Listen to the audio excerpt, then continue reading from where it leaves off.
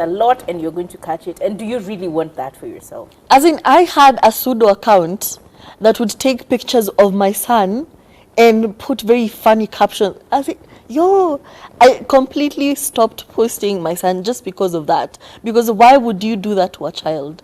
Yeah, you can come and abuse me, say anything you want. Me, I understand, I'll laugh it off. But to take pictures of someone's child and say this and, no, that's horrible. Yeah. Whew. Anyway, moving on, we have Eric Omondi and Bien. I feel like this beef or this battle started off, it's been interesting. Sometimes you think it's kiki, sometimes you think it's not real, sometimes it looks real, with Bien going as far as banning Eric Omondi from the concerts and Eric Omondi showing up and forcing his way in.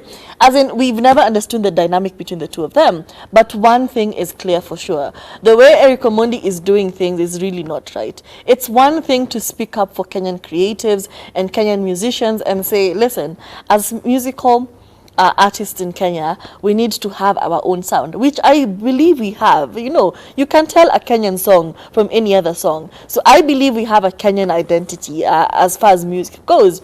Anyway, he goes on to say, Kenyan musicians are not doing enough. Okay, what are the strategies for us to do enough? What are the strategies for musical artists to do better, to be beyond East Africa and the whole world?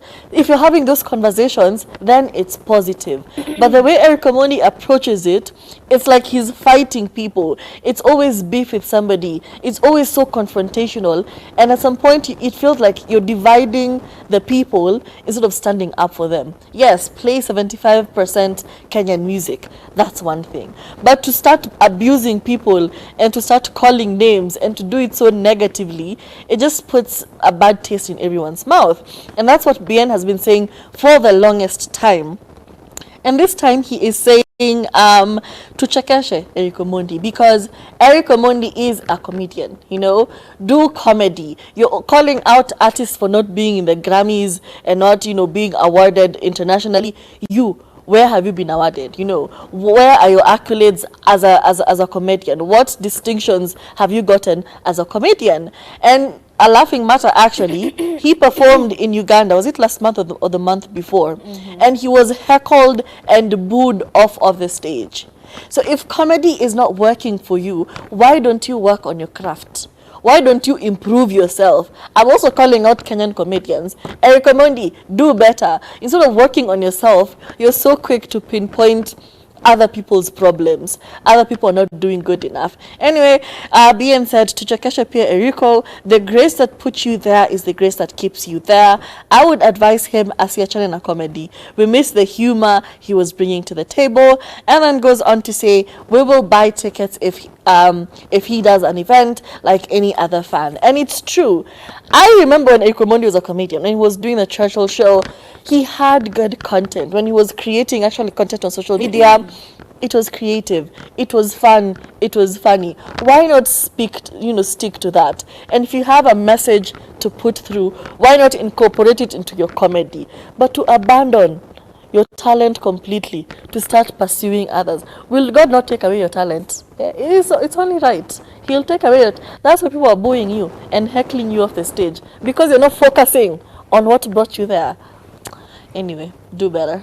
I feel like a lot of emotion is in this statement, because it's a story we've been chiming for the last maybe year or so. It's been the same conversation. Where is your comedy? Why aren't you doing comedy? Why are you standing up for everyone else except comedians? I mean, there are so many talented comedians. Why not start a camp and help them figure it out and help them? I don't know. I think it's one of those things. And it's not like people don't speak their truths and people don't have political and relationship and social issues being illustrated through comedy. We've seen a lot of people. Q, what's his name? I can see his face and now his name is gone. The bald guy who disappeared for a while and then came back. Music or comedy? Comedy. Oh. He's American. Bald. David Chappelle. Dave Chappelle, yes. Dave Chappelle is one of those comedians who's very, very clear with his politics and his social standing and speaking about very heavy social issues through his comedy. And honestly, we appreciate it. He spoke about the LGBT community and we actually heard him and understood where he was coming from. He's spoken about so many political subjects in comedy and we've laughed about it and eventually learned a thing or two. So if you do have this very strong political opinion and it clearly isn't being echoed IRL, why not try the other route of making comedy, making skits that will then enlighten us? Look at the video of Crazy Kana the other day, a short skit about the political corruption that is going on, or corruption within government that is going on, where he illustrated very simply all of the things that he has from all these different government spaces, and we all understood the message. It's true, there is a lot of corruption in the government. So my point is, yeah, and it's as simple as that. Use your medium, use what is working for you, use your comedy. If it's music, use your platform to spread your message. Sauti Sol use their platform through their music to talk about society issues. If it's not music, if it's not politics, if it's not, as in, use what God gave you to put your message across. Just don't be the person who's always negative and having an opinion about somebody. It really doesn't make sense.